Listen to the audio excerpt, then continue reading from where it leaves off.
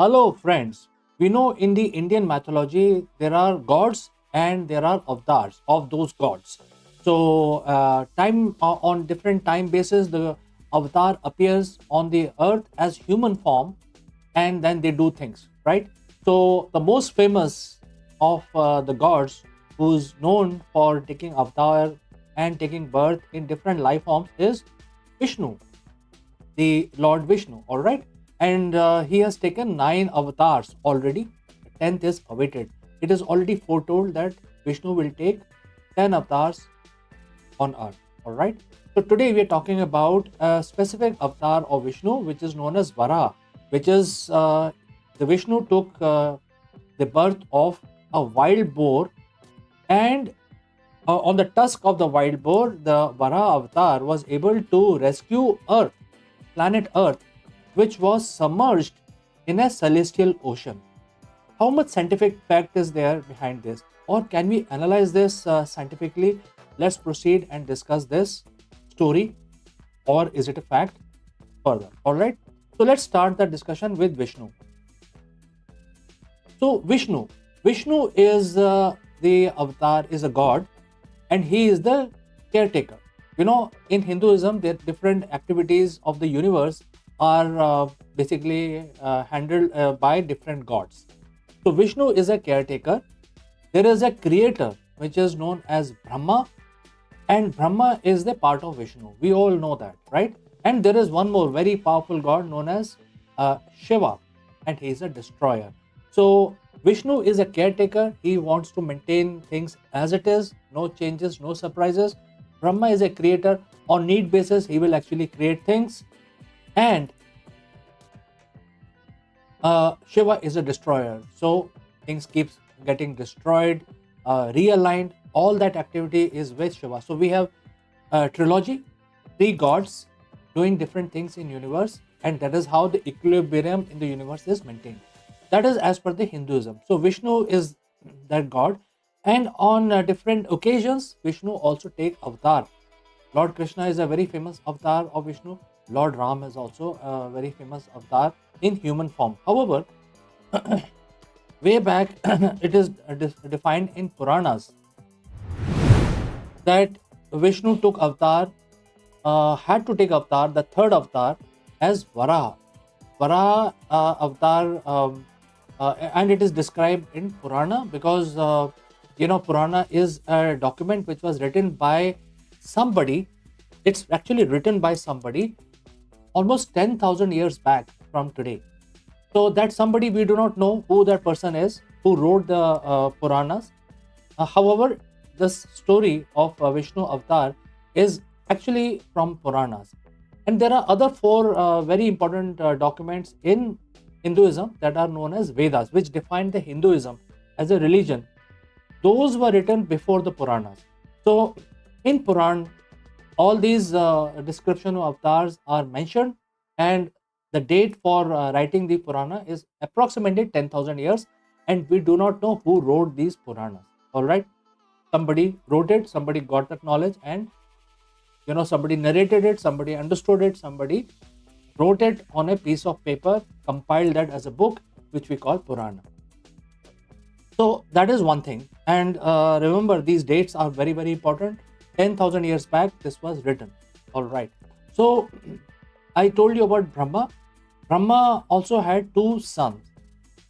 He had many sons, but today we will discuss about 2 specific sons. The elder one is known as Hiranyaksh, and the other one, the younger one, is known as Hiranyakashyap. So both are very famous. Hiranyaksh is this guy, and both of these brothers actually were very powerful, and the depiction is shown here. They're holding earth. So obviously they were not humans, they were probably gods, but they were having bad intentions, they were doing bad deeds, and therefore in Hinduism, Hiranyaksh and Hiranyakashyap both are known as demons. They are the bad guys.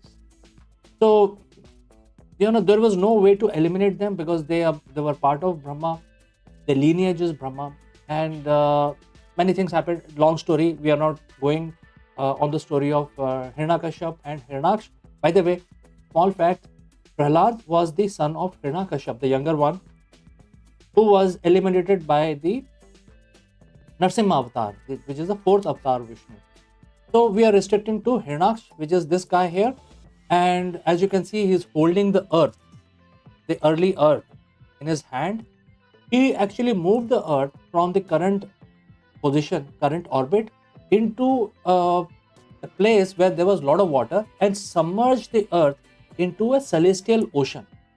Now, this is a description given in Puranas. Now, imagine, how much power you need to move a planet from this orbit, because everything is the universe is a dance of gravity.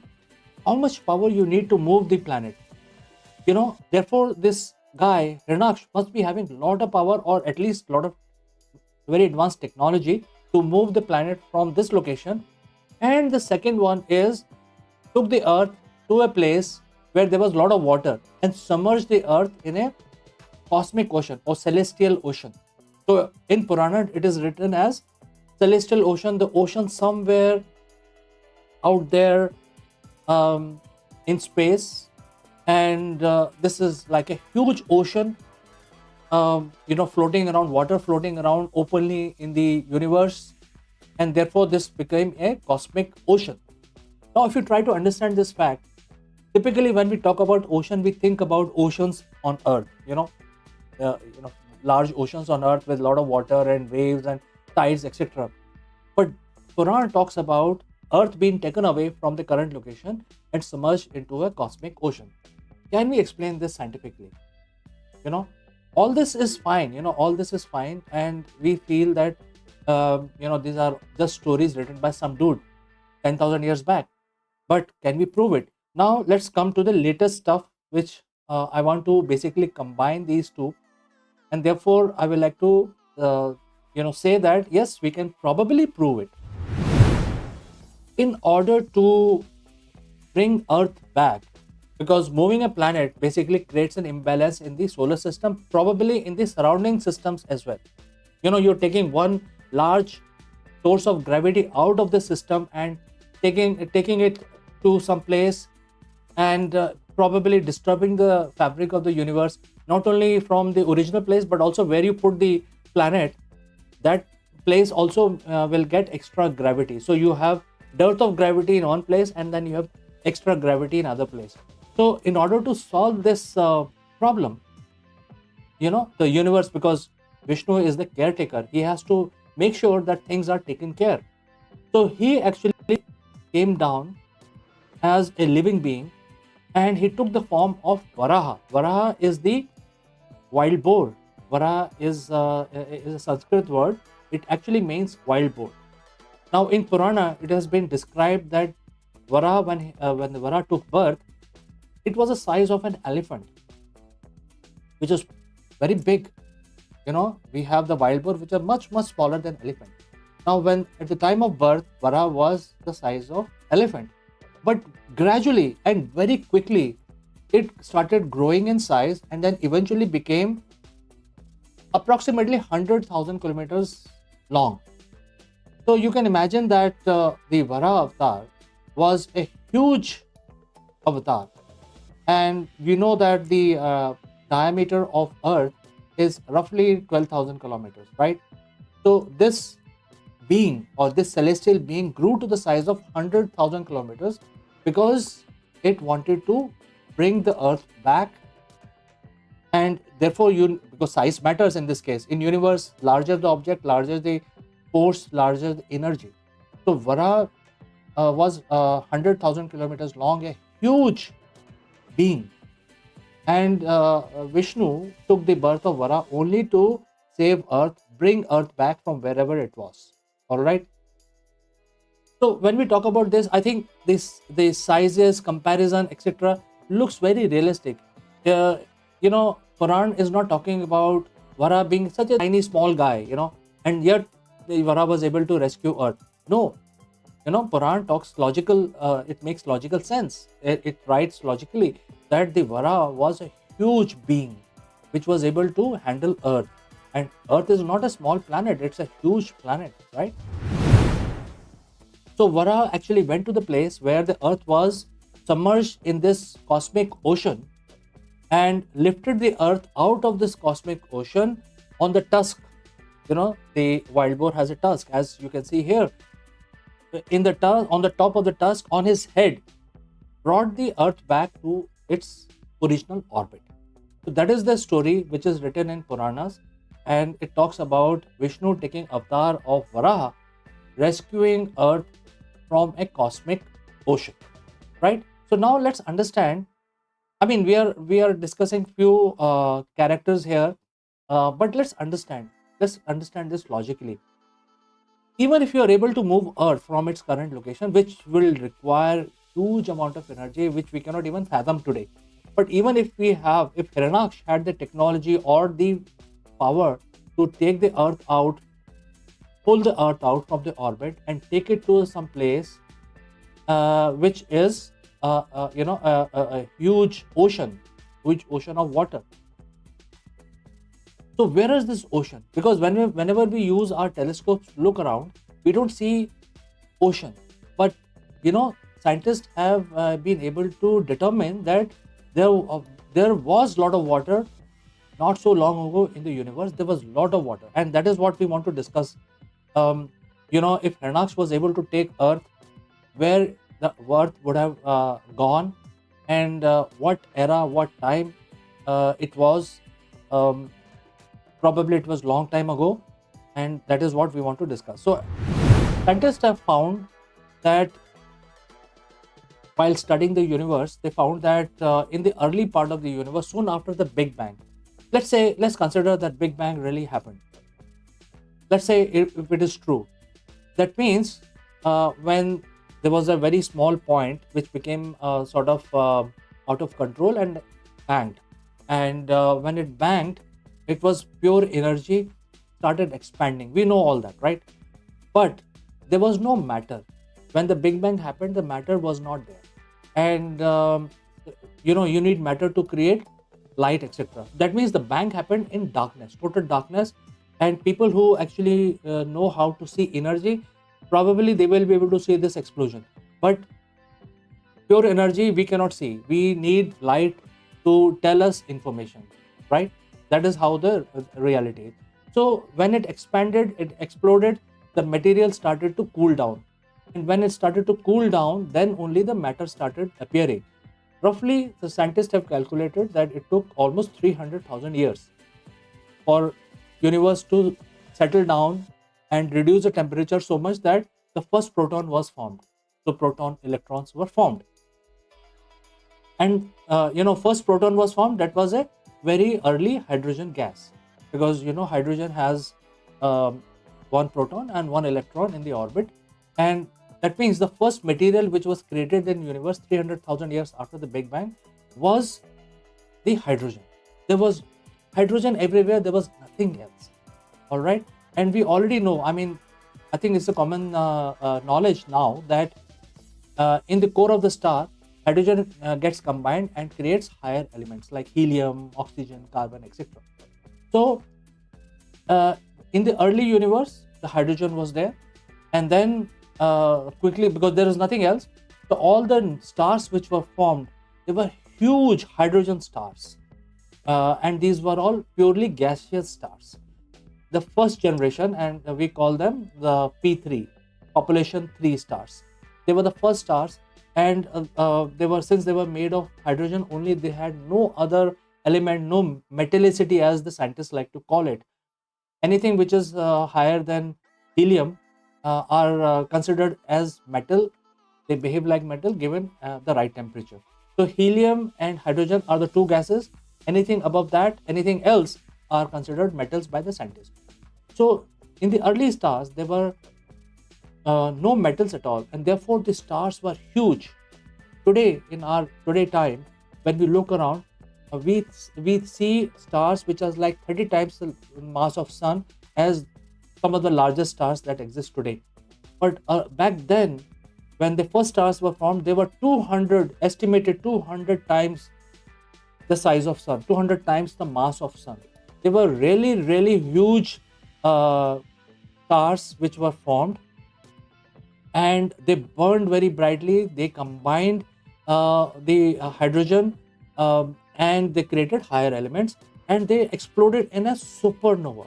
When they exploded in the supernova, the remnants of the hydrogen were spread into universe, and since the star was also burning, they were creating higher elements like carbon, oxygen, etc. But majority of the matter was hydrogen. They exploded in a huge supernova. Remaining material was spread across um, into universe with trace of oxygen, carbon, etc.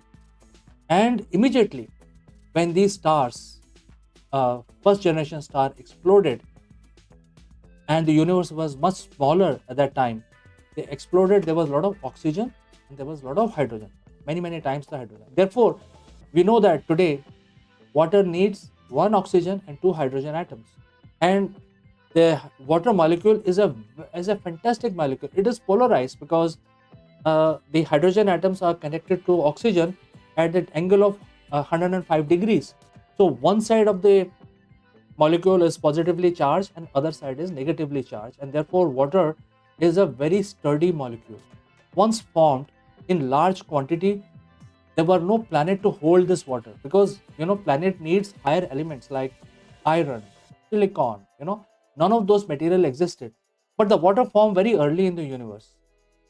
And when this huge water was formed soon after the big bang, soon after the first star in the universe exploded into supernovas, there was a lot of water, and the temperature was probably higher to maintain liquid water floating around in the universe. The temperature today outside in the outer space is quite low.